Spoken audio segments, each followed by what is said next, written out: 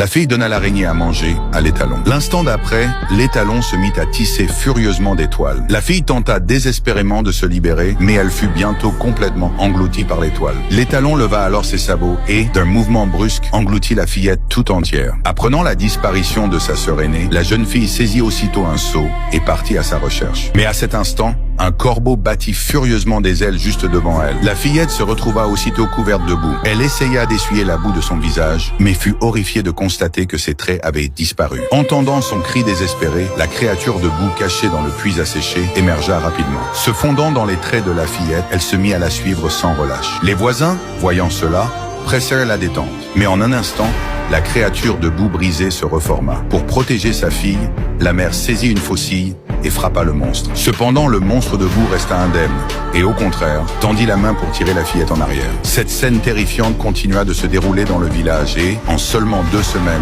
plus de 10 enfants disparurent mystérieusement. Les villageois décidèrent que la sorcière de la forêt était derrière tout cela. Décidé à sauver les enfants disparus, Vova escalada la plus haute tour de la forêt. Mais à peine entra-t-il que la sorcière apparut derrière lui. Pendant ce temps, de l'autre côté, quelque chose d'étrange arrivait à Jack.